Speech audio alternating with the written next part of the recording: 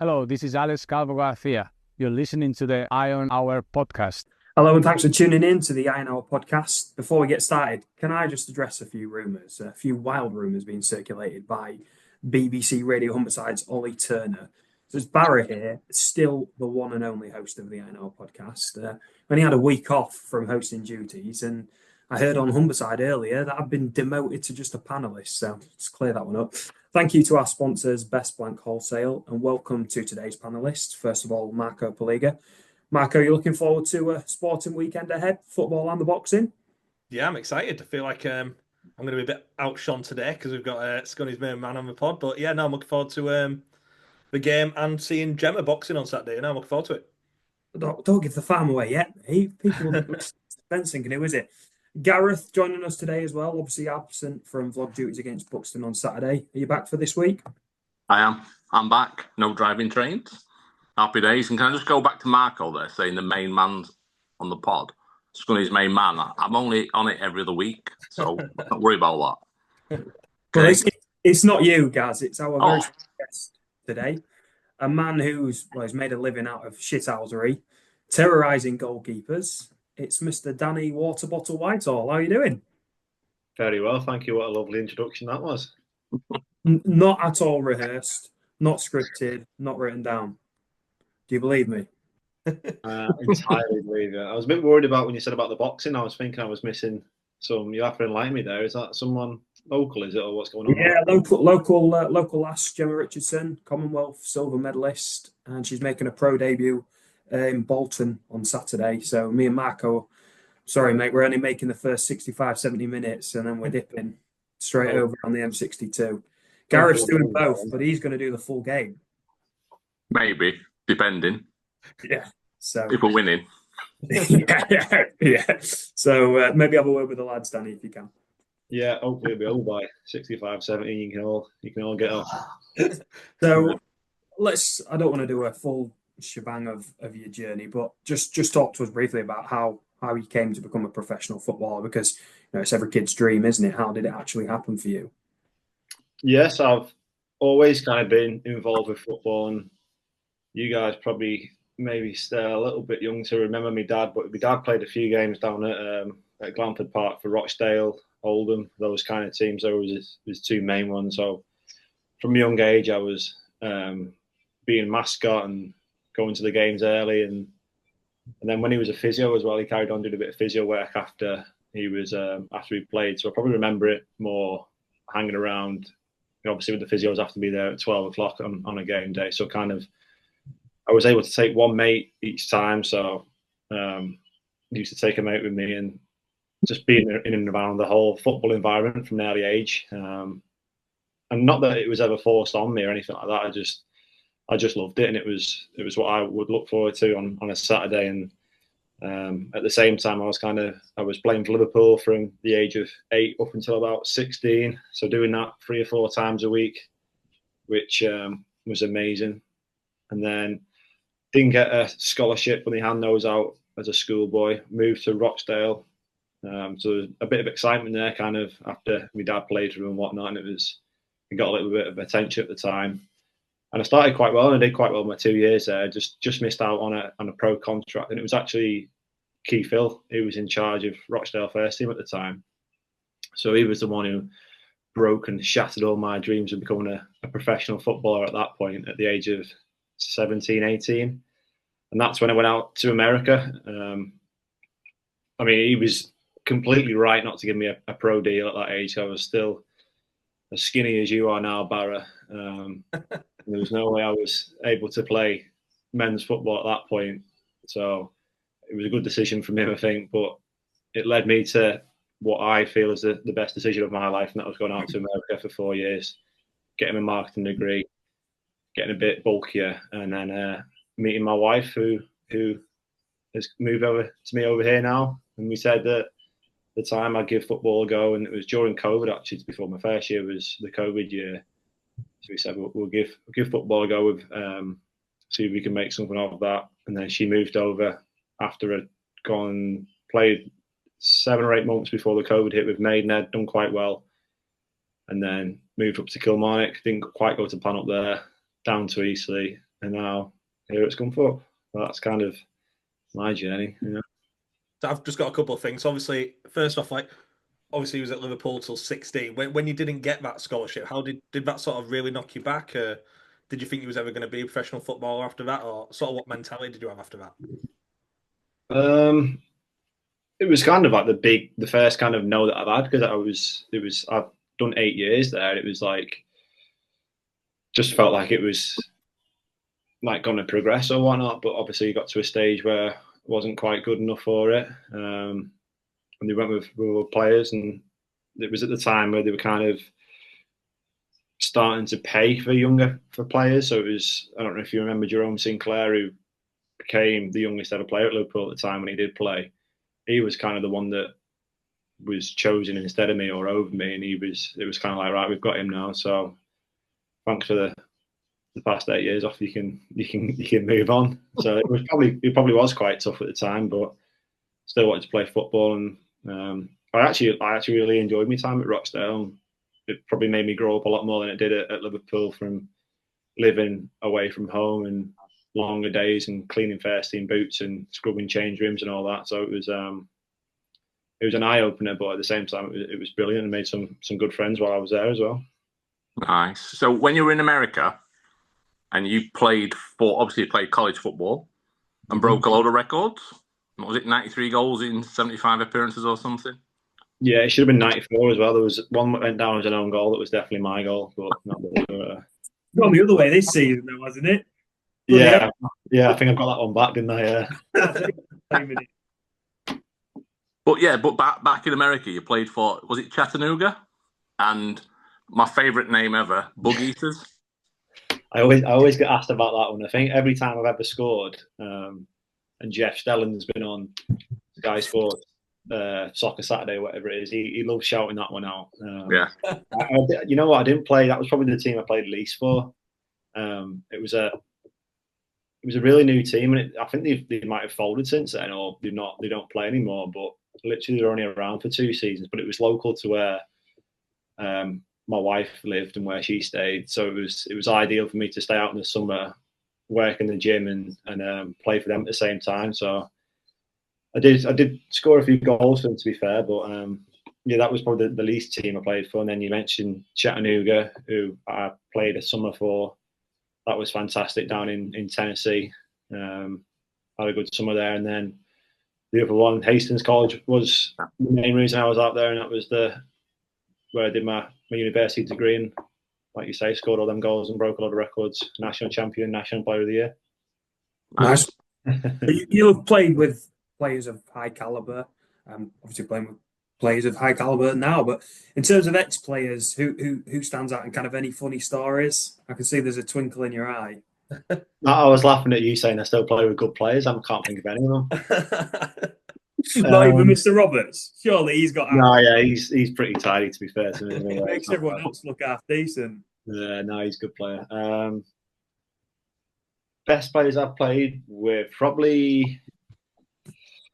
Who was it? I'd say probably Cam Brannigan. He's from Manchester, so I shared a lift with him for 7 years, because he would drive past our house to take us to Liverpool. And he made a few appearances for the first team, and now he's gone to Oxford. He's a captain there, so he's been there 7 or 8 years. I think they'll probably have a statue there of him when he retires. He's done really well for him, so he was always very good, and a good friend as well. So I'll say him. Yeah. And like any characters that you played with? Must be some stories. Come on, this is what people want to hear, Danny. Character doing on Friday night. I'd probably say a big name. You'd be able to find many a story of this fella. But in the second half of the season at Kilmarnock, we were struggling, and we got a new manager in. He was from Northern Ireland, and he brought in Kyle Lafferty. The story with him, with the new manager there, before Kyle came in, I hadn't played too many games, but I'd been given a little run in the side, and then the manager left, or he was sacked or whatever, and I'd played like the last 5 or 6 games and scored a few goals.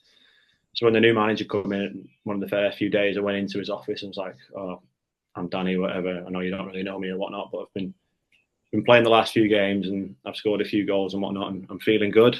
And he sat me down and he went, I'm going to bring Kyle Lafferty and he's going to play and you probably won't. And I said, all right, okay, thanks, brilliant for that. Well done.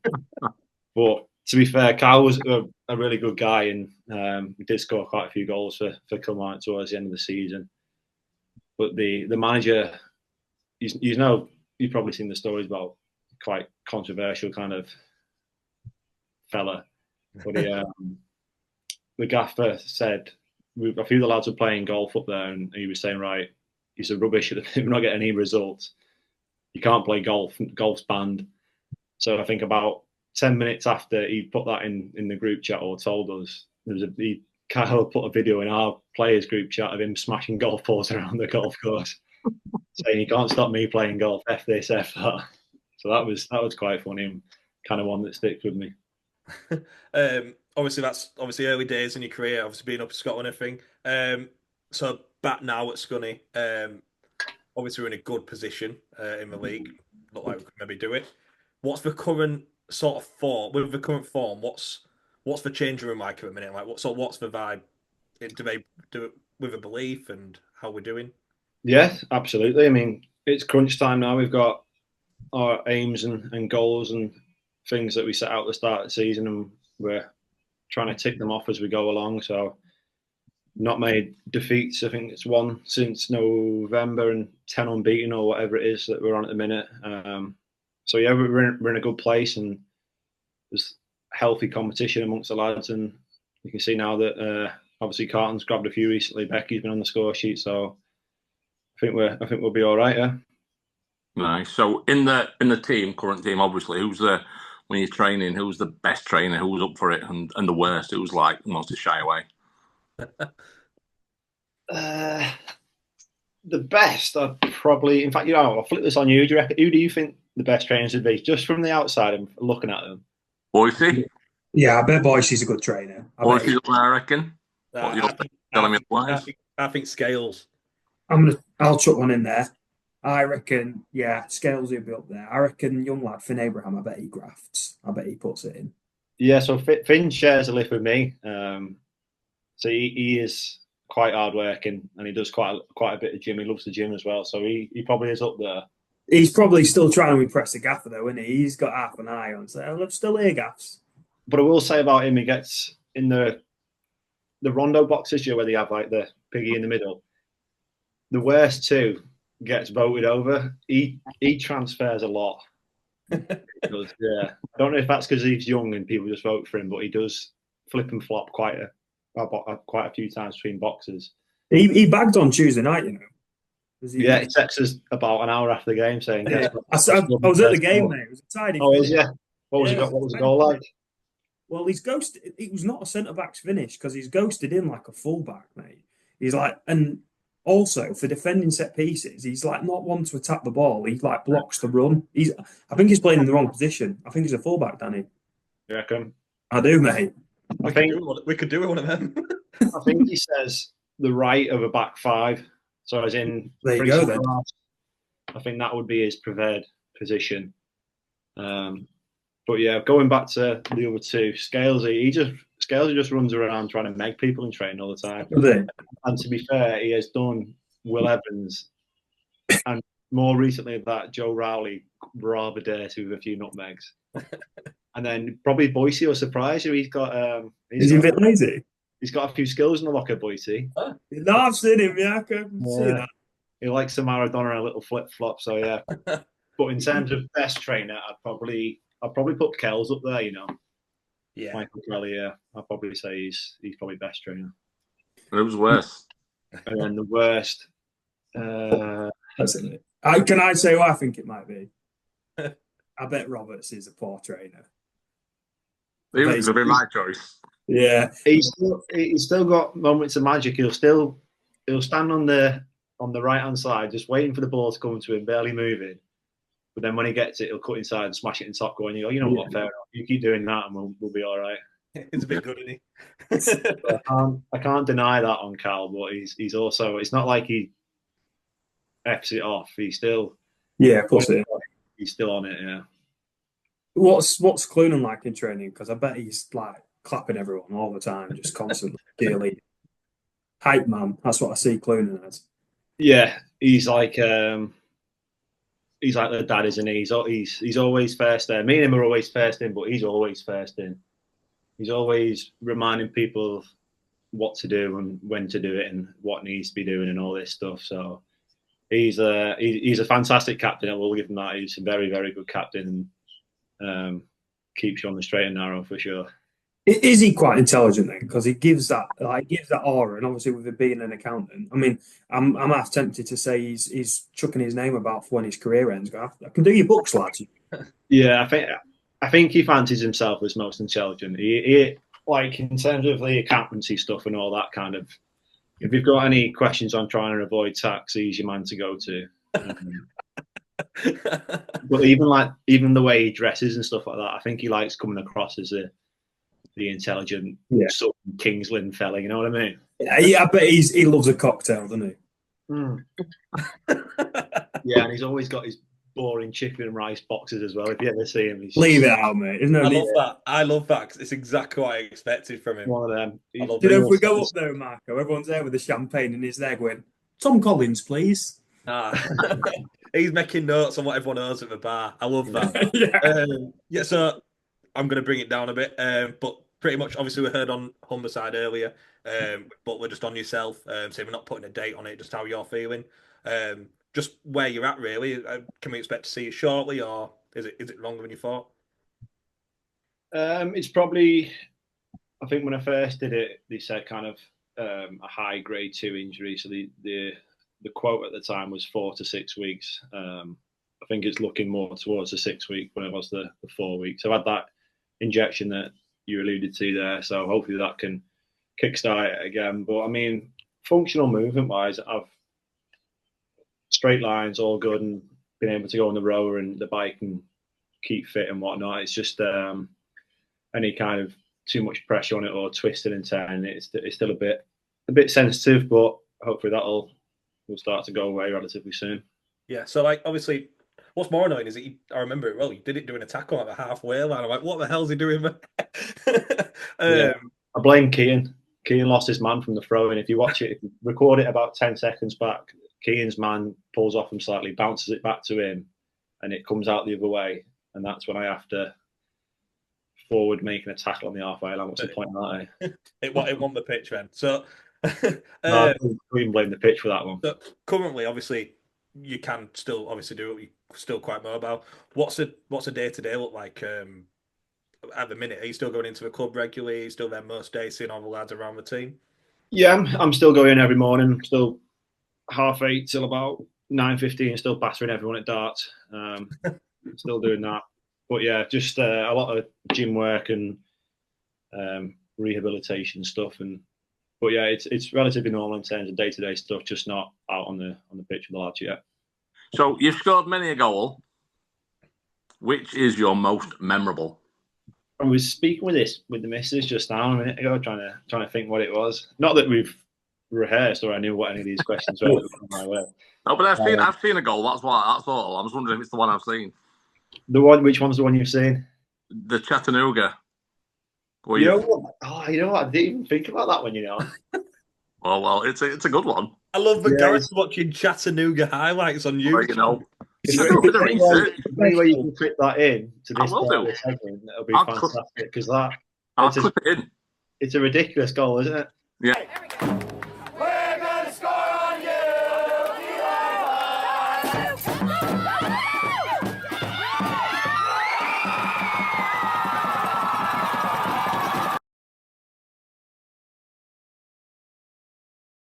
I'll tell you about that one, right?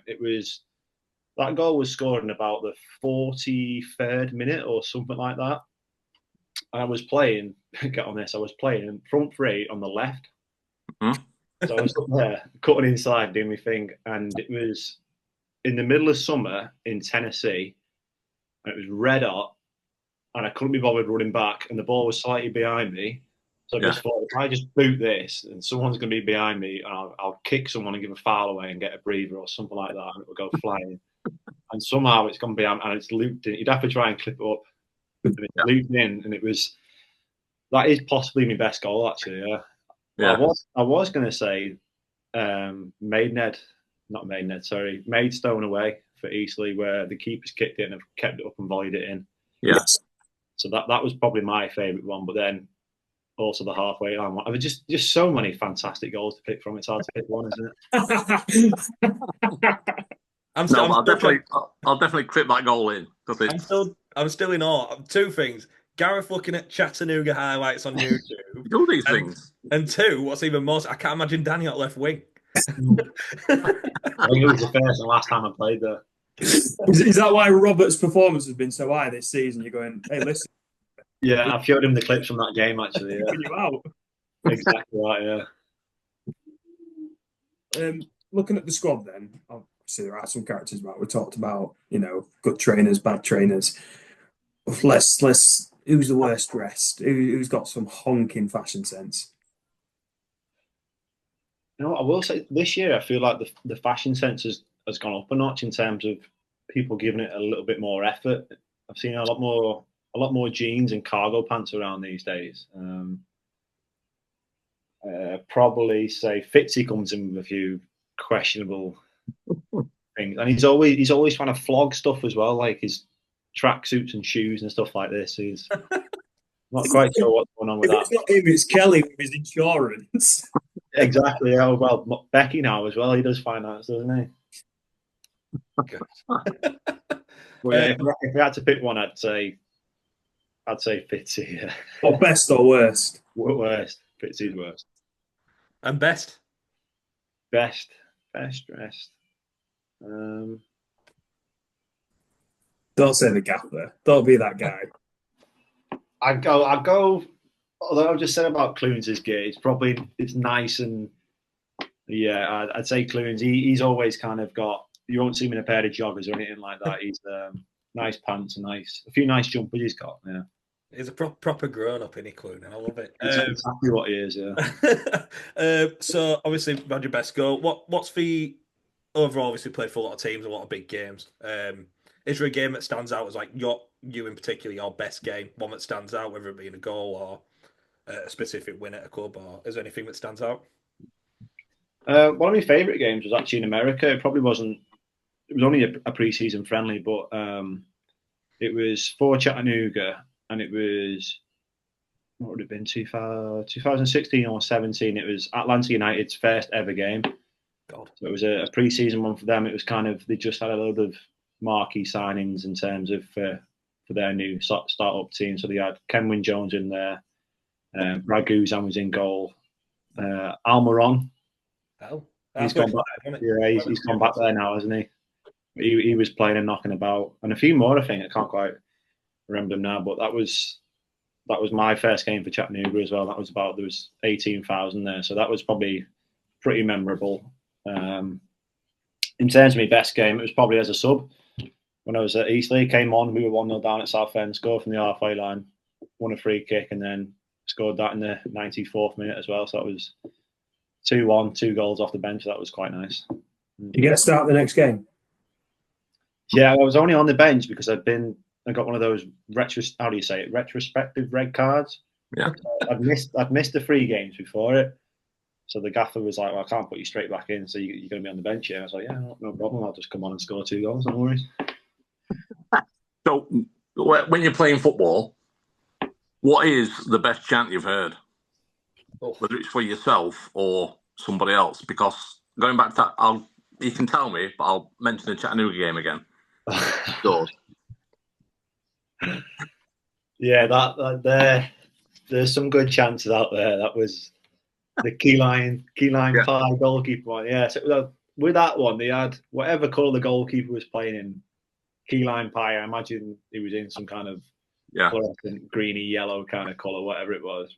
But I remember they were whichever colour the keeper was in, they'd have a song along the same lines as that. So I think it was like highlighter if it was in pink, or pumpkin pie or something like that if it was orange. So they were always a little bit strange. And then there was one where I was playing, I got sent off. Another story with me getting sent off.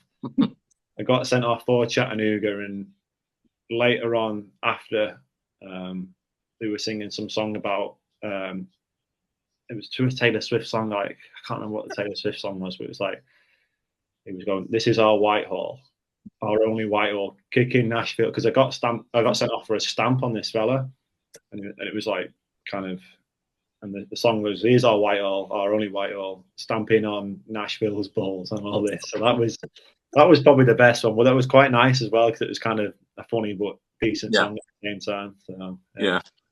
There was another one along with that as well, the same thing, and it was, "This is our Whitehall, kicking Nashville's balls, scoring on you all." Yeah, that's the one. And I was like, and there was like a big band in the stand as well, drums and all sorts. So I think it could take off that in the Dre, I think. Are you just planting that seed there? Just get we'll get it going. We'll get it going. You got a stamp on someone first. Yeah.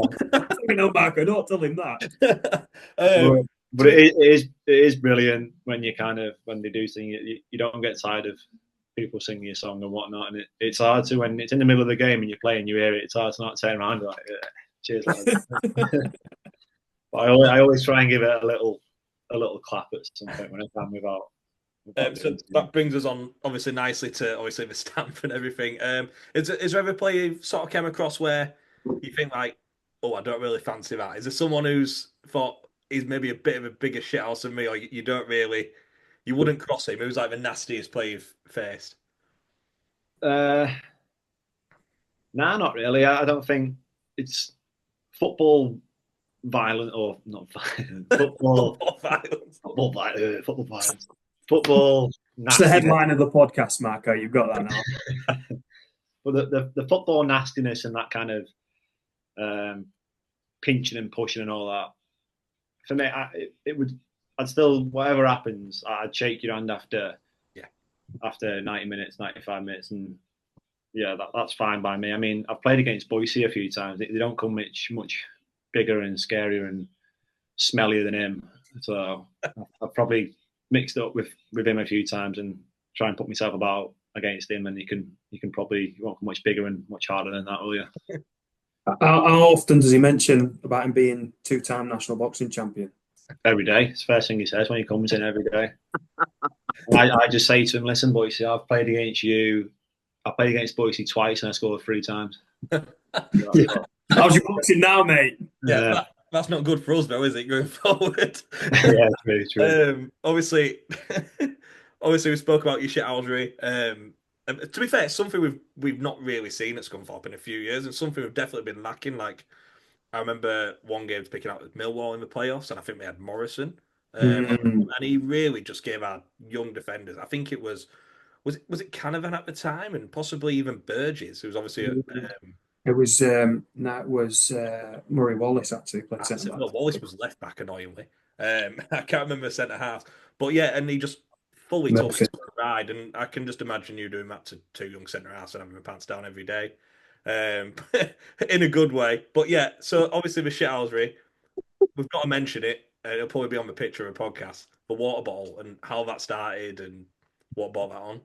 I've not seen that in a while, actually, mate. Yeah, I've not played in a while, have I?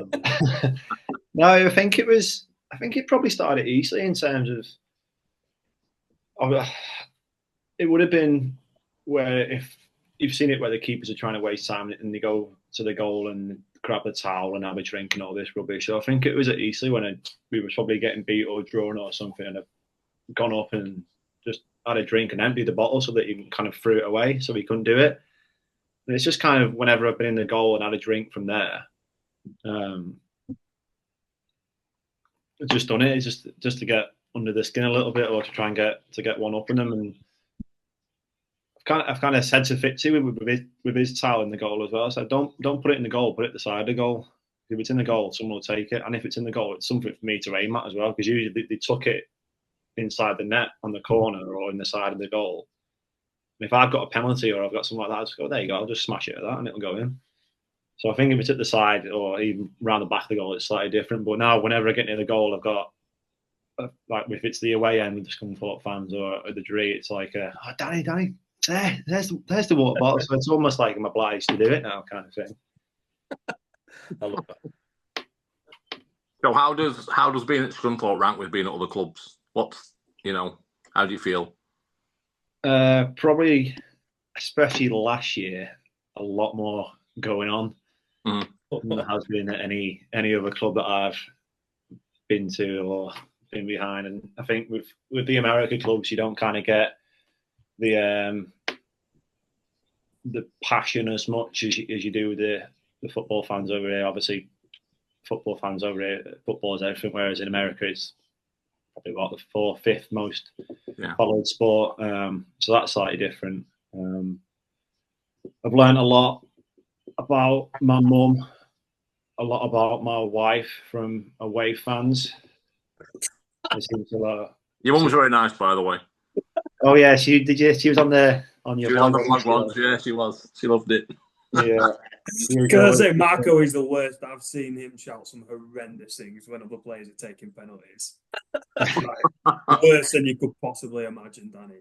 Yeah, you come to expect it, but those things. But back to your question in terms of where does it rank in terms of the other clubs? I've really enjoyed my time here. I really have. I've loved it, and obviously my missus and my 2 little ones, and had Harvey over here as well. He was actually born in Grimsby Hospital. I'm sure he'll be happy to hear that. Can't have everything. But no, it was for that reason, and the other week walking out with him on his first birthday. So a few kind of memories that I'll never forget, really, from playing and living around here. Has been really good. Nice. We talked earlier about the camaraderie in the camp, and obviously we know, lads will be lads and all the rest of it. What can you tell us about this trip to Dublin last year? Anything? People keep asking about, or they've mentioned it a few times, but I don't know if they've heard some kind of strange rumours of stuff that might or might not have happened, but there probably wasn't anything too kind of out of the ordinary that would have gone on. Are you sure? I'm very sure, yeah. I mean, there's probably a few stories that are funny, but nothing crazy or nothing mad. It was a good time and a long weekend. But yeah, it was really good. Marco, this is like the fishing trip off Gavin and Stacey, isn't it? One of my favourite videos, to be fair, is of Finn and back in the hotel on the Sunday night. So obviously we played. Who did we play? Can you remember who it was we played? Yeah. No. Was it Peterborough Sports? We flew from Birmingham Airport, so somewhere, Hereford it was. Around 5-1, just done them 5-1. Yeah, the 5-1 game, yeah. So thankfully that was a good result before that one. And then we played that game, went straight to Birmingham, flew out, went out on the Saturday night, got the all clear from the gaffer for the Monday off, out up early on the Sunday, all in the fancy dress. Notoriously Sunday, you'll pick a letter or whatever it is, or other people will dress you. So I think the picture got out from someone's Instagram or something of us all dressed up in the different stuff. But then you have like a team vote. So this is meet in the hotel in the lobby in the morning, have something to eat, 9:30, 10 o'clock, whatever it is. You all vote, and whoever's worst dressed, 5 tequila shots straight there and then for the worst costume. So it's quite a stressful thing to be picking out your costume. And some lads are spending hundreds of pounds to make sure that they're not worst dressed. Thankfully, my Donald Trump mask done the trick for me this year, or that year. But it was Jack Jenkins who ended up doing it, and he spent like on Amazon. He thought he was getting this big Yoda suit, and it came and it was like a crappy T-shirt with like a rug and a terrible Yoda mask. And it was like we didn't even need to vote. He was like, "Yeah, you can do them." So he's in there already thrown up 9:30, 10 o'clock on the Sunday. Then you spend the whole day out. And then Finn Shrimpton, obviously you all know Finn. And he was there and he had a few and whatever, and got to Sunday night and he was in his room. So we went, I think it was me, Dents, Ross, Barrows and Keane. I think we got something to eat. It's like 10, 11 after being out all day. Went back to Finn's room and he's on his bed, like passed out, falling asleep. So we look there and phone in his face, 3, 2, 1. And he wakes up and he goes, screaming his head off. And he goes, "Oh, fucking hell," and goes back to sleep. And the next morning was in in the airport. I was like, "Oh, Finn, what about you last night?" I was like, "No idea what you're on about." I showed him the video, and he's like, "Oh." I've still got that video on my phone. That was brilliant, that one. So that was probably the most PG story I can tell you. We won't keep you for too much longer. Have you been at the games recently? Then, obviously, with you being off with the injury, did you get to Buxton on Saturday? Yeah, I went to Buxton. I hope they didn't park at the bottom of the hill, mate, because that was some walk up. No, I was on the bus with the lads for that one. So yeah, no walking for me there. I tried to get when I was sat in the stand, and then obviously scored late on. When we scored, I went down behind the back of the goal. So on the few of the highlights, you can kind of see me in my black coat, like jumping around, trying to pull the ball in. But I was hoping to grab another one and I could jump in with the celebrations a little bit, or they come over to us. But wasn't quite to be. But yeah, go to the games that they can, and you do have the choice of going. I was given because of me knee not being too good, but I thought it'd be good to get there and support the lads, and yeah, and whatnot. Just obviously, we're going into that final run then. So, any kind of like message for Iron fans and what we might expect over the next 10, 11 games? I think patience is probably key. And we want it as much as you guys, that's for sure. And obviously, the last 10 years hasn't been great for us, but we know the expectations and the expectations from ourselves as well is to get promoted, whether that's win the league or having to do it through the playoffs. We're obviously hopeful to win the league, and we feel like in the next 11 games, if we can knuckle down and do well, that we'll be able to do so. We've got a few big ones coming up, but stick with us, be patient. It won't all be going our way the whole of the time, but will certainly be. It won't be through a lack of trying, that's for sure. Thank you very much for your time. That's Danny Whitehall on the INL podcast. Fantastic piece that, and I don't think I've laughed that much in a long time. It was brilliant that. Just before we move on and kind of preview the Leamington game on Saturday, let's have our new segment, the Past Player Watch. And the past player in focus this week is none other than Shaun McCauley, who played for the Iron from 1997 to 2000. You like this one, Marco? Made 69 league appearances, scoring the long goal. And what Shaun's up to these days, he's the manager of an Indiana-based, we were talking about American football for a long time there, an Indiana-based team called Indy 11, if you've heard of them. They compete in the USL Championship. He's been there since January of 2024, and they kick off their season next weekend on the 15th of March against Miami FC. And they had a pre-season friendly last Sunday, and they beat the Cincinnati second team 2-1. So there you go. That's our past player watch for this week, and we're working on a jingle. Marco's going to be our artist performing that jingle next week. Can I just say, I have seen Miami FC play. Nice. There you go. Nice. But there we go. That's it. Okay, right. Before we have our spy in the camp, let's have a quick chat about this game against Leamington and how we see this one going. Marco, what do you reckon? On paper, it looks straightforward, doesn't it? Obviously, off camera, we were speaking to Danny. He said, "Look, it's going to be tough. We've just beat Southport away. The league this year is throwing up a lot of surprises. I think there's probably still 4 or 5 teams that fancy it this year in actually winning the league. So it just says how wide open it really is. There's not an easy game. So look, I think it'll be really tough. I predicted a loss last week, and I was pleasantly surprised. We got a nice point. I'm going to 1-0 Iron win. I think it might be late on. I'm going for a 1-0 win. And look, that's fine. It doesn't matter how. We're at the point of the season now where result, goal difference, it doesn't matter. Just 3 points. That's all that matters. Let's hope he's not too much of a late winner, because we might miss it, Marco. No, I'm more than happy. I'll still be buying the game on DAZN if it's available, and I'll be watching in the car. Just for the record, Marco isn't driving. I hope not. I don't know if we mentioned that on this podcast, or was it at the start of the last one? Yeah, we mentioned it with Danny, didn't we? About we have to see Gemma on Yeah, exactly. Seamless. That was only 40 minutes ago for the listeners. Lifetime ago for Marco. Gareth, how do you see this one going? Probably excited, are you, to get back and watching the Iron this week? Yeah, no, it should be good. It was say when we played them down at their place It was, we did well in atrocious weather conditions. And we looked at the weather forecast for this weekend. It's going to be warm. It's going to be sunny. So that's a good thing. But no, I think, they're doing a lot better than people expected. What are they, 12th, is it? Something like that. And so I just think, if they keep winning, they'll be looking at thinking we can sneak into them playoffs, possibly. But I think it will be a tough game. But I think they'll be open as well. I don't think they'll sit back because they'll want to get a result. So which hopefully plays into our hands a little. So I can see us winning as well, comfortably. I'm going to go for a 3-0.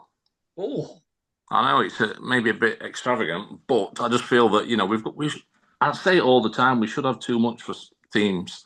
The quality that we've got, we should be, winning games like this. That's no disrespect to Leamington, because it don't always happen, does it? But yeah, I'm feeling confident with the players that we've got, and hopefully, it's a decent setup. I'd like to see a 4-4-2. I'm just going for it. You what? I don't know if I fancy 4-4-2. Yeah, get it done. Beck and Ray? Yeah. Surely Carlton's got to be in and around the conversation. I'm not saying he definitely starts, but he's got to be in the thoughts of do you play him as one of the two, or are you going to a front three and having played him out wide? You see, I wouldn't sacrifice too much in that midfield. No. I think it's sacrificing other players. I'd be interested to see what the pitch looks like. Obviously, we mentioned last week we've done a little bit of work on it, so hopefully it looks a little bit better, Nick. Yeah, they said it'd be improvements within 10 days. I make it would be like 9 days on Saturday from when the work was done. So I don't think you'll see much of a difference, to be honest with you. And I know it's been a little bit warmer, but it's not been great, has it? I don't think it's going to germinate very well at 14, 15 degrees. Well, it's been minus. It's been freezing, hasn't it, in the morning? There's ice on cars and stuff. So yeah, I'm going to go 2-0 win, Scunny. And I reckon a couple of defenders bagging. Will Evans and Ollie Rose to get his first. There's not much. I know we're on about 2 up front. There's not much faith in our strikers, is there? Well, Carlton, listen, I rate Carlton, mate. The way he smashed it in off the bar from a yard out, unreal. Done well, really, hasn't he? Doesn't matter. But I mean, Robert seemed to, as mental as it is that we're saying it, seems to have not gone off the boil, but the goal seemed to have slowed down a little bit. So hopefully he can get back on the score sheet and sort of continue normality. It's what we became accustomed to. So yeah, but no, we do want a threat from corners and stuff. So I can see a defender bagging. I'm not sure about Rose. Just stop Ollie. Oh, that's not great. No, not a fan? No. Okay. Right, well, let's have our usual spy in the camp. My guest this week is the head of media at Leamington, Max Passantino. How are you doing, Max? I'm good, thank you. Are you? Just back from a long trip to Southport yesterday, so a bit tired, but... What did you think of the pronunciation there? On point? On point, fantastic. You'd fit it in Sicily any day of the week. Well, we have Sardinian on this podcast, Marco. He's flying that flag, so I'll let him know. Okay, right. Let's talk about that victory, 2-0 away at Southport on Tuesday night. Fantastic result. Yeah, and a really complete team performance, actually. To go to Southport, it's a ground that we've always struggled. I think we played there 5 times before, never won.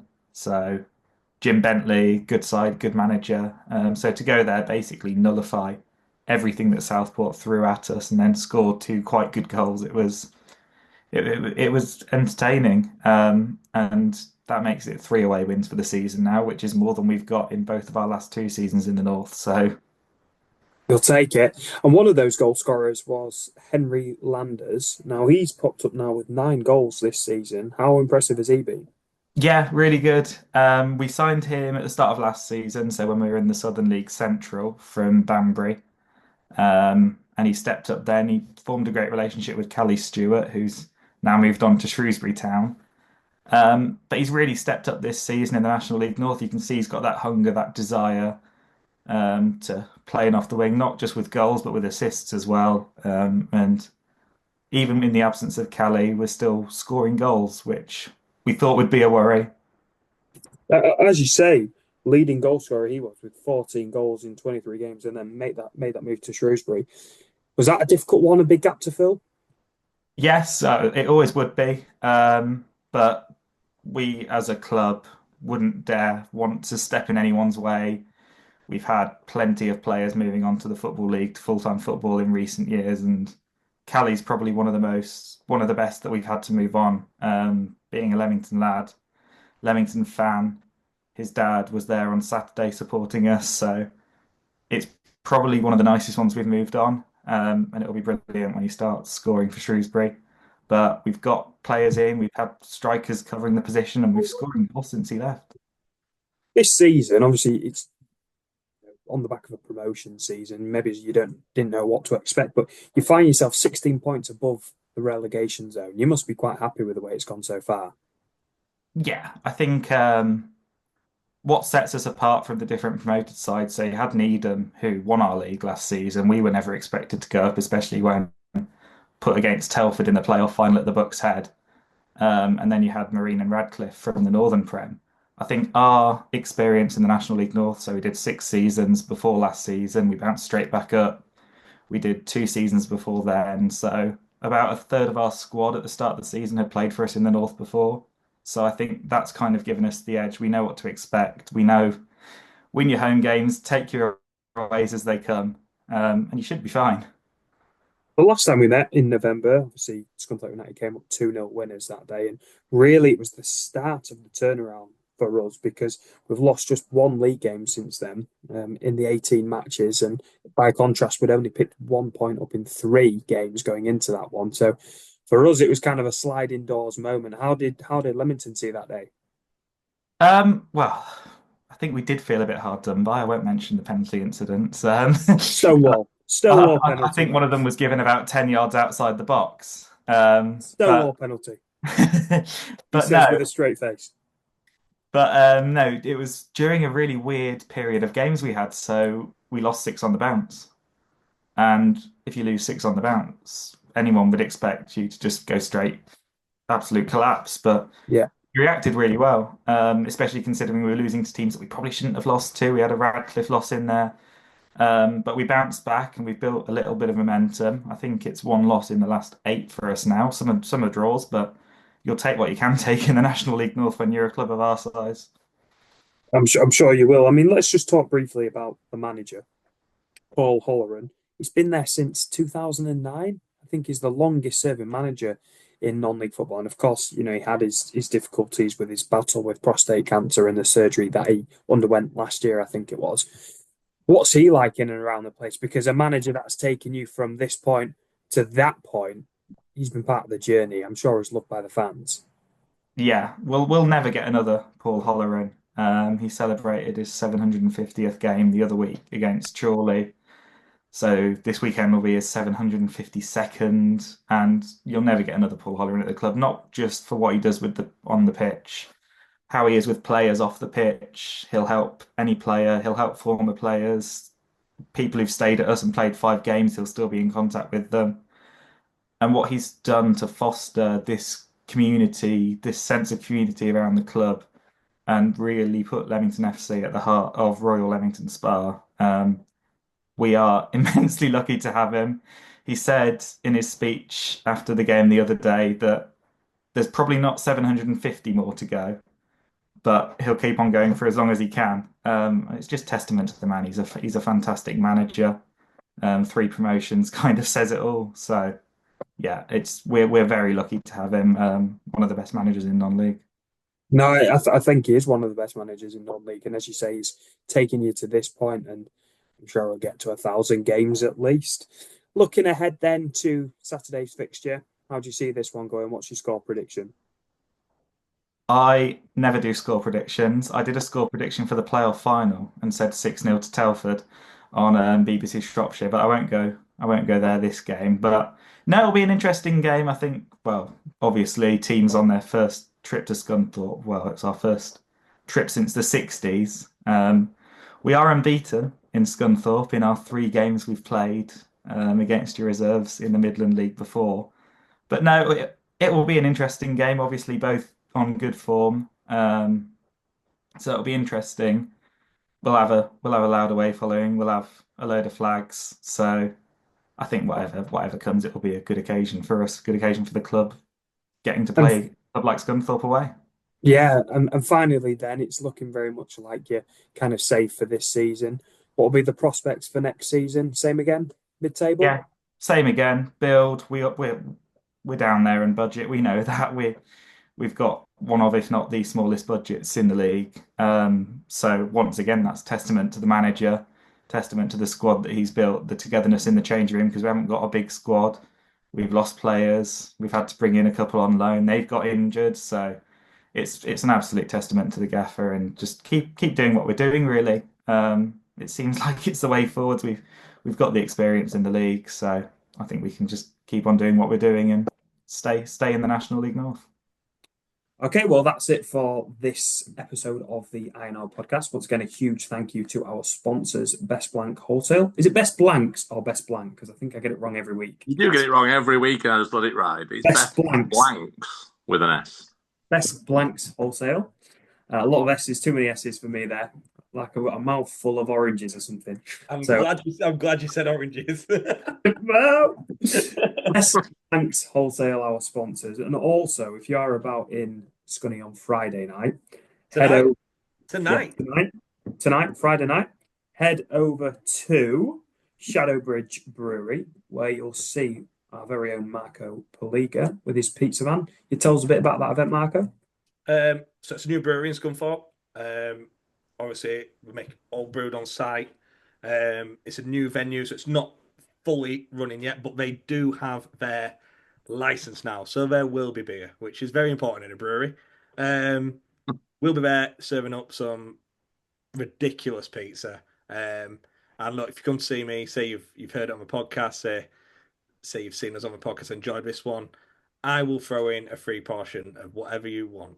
Hey. But no, if you do come, see us to a podcast, and I'll make sure you have a good time.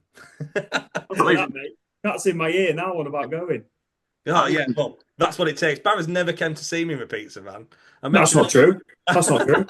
Been multiple times. Look at him, he's bit. Max is back. No.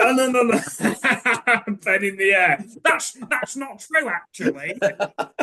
But no, if you are at a loose end in Scunthorpe before the game on Saturday, do come and see me. I had a lot of Scunthorpe fans come in a couple of weeks ago when there was no booze. So look, there's booze now. There's great pizza. So yeah, definitely come down. That's it then. Once again, thank you for tuning in to the INR podcast, and a huge thank you to Best Blanks Wholesale and our guest this week, Danny Whitehall. Up the iron. Do.